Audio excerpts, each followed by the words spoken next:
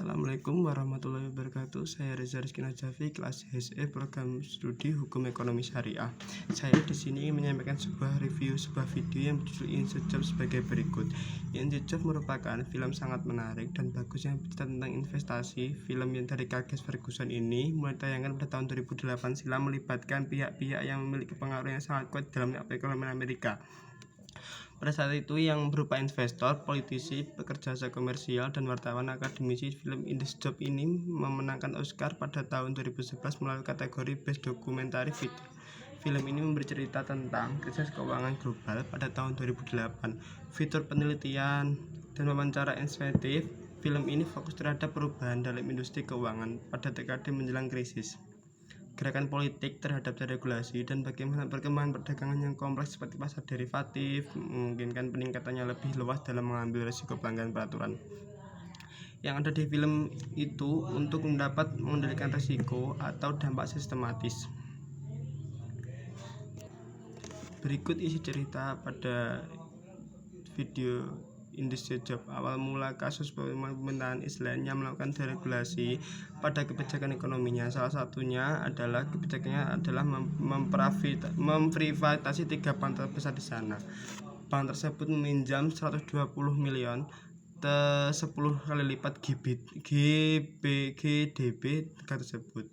Pinjaman tersebut merupakan pinjaman dari ditunjukkan oleh seorang jutawan kaya yang memiliki usaha di bidang properti. Setelah harga properti meningkat lebih dari 2 kali lipat dan harga saham perusahaannya meningkat 9 kali lipat, perekonomian Islam akhirnya hancur karena gagal bayar hutang dan ekonomi bubble yang tidak terkendali. Hal ini merupakan kasus yang tepat yang mempresentasikan apa yang sedang terjadi pada perekonomian dunia di tahun 2008. Film ini memberikan wawasan mendalam tentang kegagalan etika dalam keuangan dan akuntansi yang berdampak besar pada krisis finansial global pada tahun 2008. Dalam film ini kita akan melihat bagaimana beberapa praktek akuntansi yang meragukan seperti penggunaan derivatif kompleks dan penilaian aset yang tidak akurat berkontribusi dalam keruntuhan perusahaan dan lembaga keuangan besar. Ini adalah pengingat penting tentang betapa pentingnya integritas dan transparansi dalam profesi akuntan. Sebagai seorang profesi akuntan, menonton Job Inside Job dapat memberikan wawasan yang berharga tentang risiko dan terkait tentang praktik yang tidak etis dalam profesi ini. Film ini dapat menjadi sumber inspirasi untuk menjaga integritas dan mengutamakan kepentingan publik dalam memperkerjakan akuntan. Selama 40 tahun sejak Great Depression di USA belum pernah sekalipun mengalami krisis. Hal ini disebabkan karena institusi keuangan yang diatur ketat oleh regulasi. Bank atau institusi keuangan lainnya dilarang untuk terlibat dalam transaksi yang spekulatif.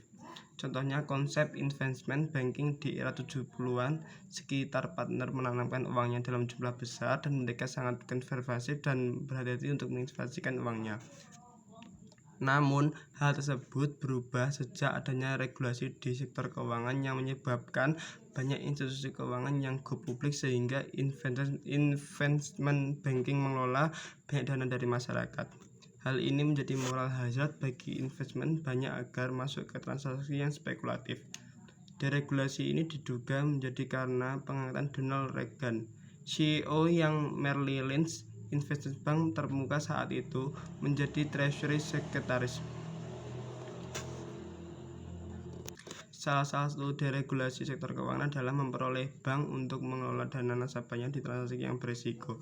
Deregulasi sektor keuangan dilanjutkan oleh Alan Greenspan, seorang akademisi terkemuka di bidang ekonomi yang pernah terlibat kasus penyalahgunaan uang nasabah yang sempat membuat rugi sekitar 127 juta dolar. Robert Rubin yang menjabat sebagai Treasury Sekretaris yang merupakan CEO dari investment bank Goldman Sachs, dan Larry Sussman, seorang profesor ekonomi dari hedge fund.